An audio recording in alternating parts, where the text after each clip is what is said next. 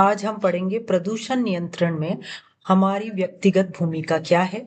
इस विषय पर हम निबंध लिखेंगे और उसको पढ़ेंगे। निबंध किस प्रकार से लिखा जाता है ये भी हम डिस्कस करेंगे। निबंध में तीन प्रमुख पार्ट होते हैं। एक प्रस्तावना, दूसरा निबंध का क्या विवरण है और तीसरा उपसंहार। तो सबसे पहले हम बात करेंगे प्रस्तावना की। प्रस्तावना में हम निबंध का एक ब्रीफ इंट्रोडक्शन देते हैं। जैसे हम अपना निबंध चालू करेंगे, वातावरण जिससे जीव जंतु चारों ओर से ढके हुए हैं वो पर्यावरण कहलाता है। पेड़ पौधे, जैव अजैव तत्व, मनुष्य इत्यादि सभी पर्यावरण के अंतर्गत आते हैं, जिसे हम पर्यावरण कहते हैं।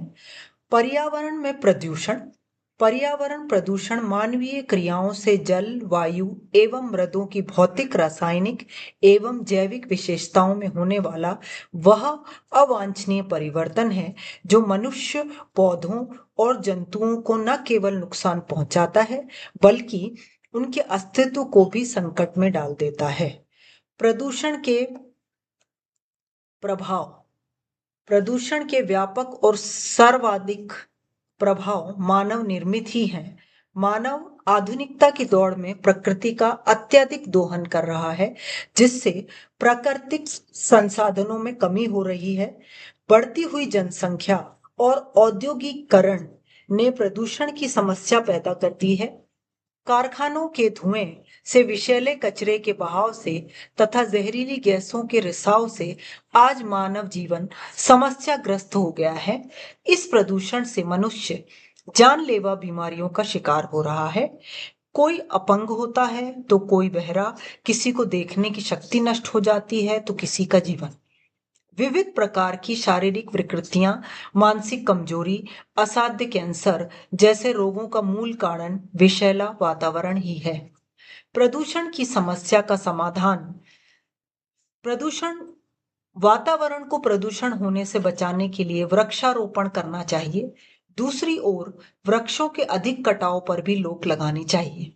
कारखाने और मशीनें लगाने की अनुमति उन्हीं लोगों को दी जानी चाहिए जो औद्योगिक कचरे और मशीनों के धुएं को बाहर निकालने की समुचित व्यवस्था कर सकें।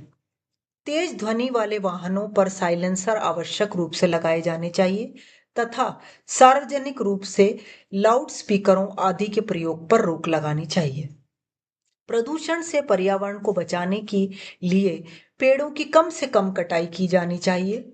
पर्यावरण प्रदूषण के लिए सरकार को उचित कदम उठाने होंगे और इसके विरुद्ध नए कानून जारी करने होंगे। हर मनुष्य को कूड़े के ढेर और गंदगी के आदि को जल या जलाशय में नहीं डालना चाहिए।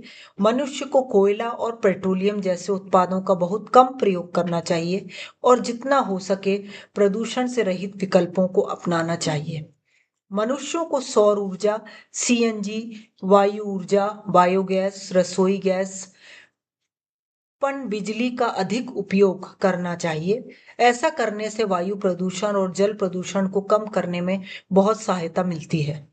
नदियों के जल को कचरे से बचाना चाहिए और पानी को रिसाइकलिंग की सहायता से पीने योग्य बनाना चाहिए। प्लास्टिक के बैगों का कम प्रयोग करना चाहिए और जिन्हें रिसाइकल किया जा सके उनका प्रयोग अधिक करना चाहिए। प्रदूषण को खत्म करने के लिए कानूनों और नियमों का पालन करना चाहिए। अब हम उपसंहार पढ़ेंगे। न्यायालय द्वारा प्रदूषण फैलाने वाले उद्योगों को महानगर से बाहर ले जाने के आदेश दिए जा चुके हैं। यदि जनता भी अपने ढंग से इन कार्यक्रमों में सक्रिय योगदान दे और यह संकल्प ले कि जीवन में आने वाले प्रत्येक शुभ अवसर पर कम से कम एक वृक्ष अवश्य लगाएंगे, तो निश्चित ही हम प्रदूषण के दुष्परिणामों से बच सकेंगे और आने वाली पीढ़ियों को भी इसकी काली छाया से बचाने में समर्थ हो सकेंगे।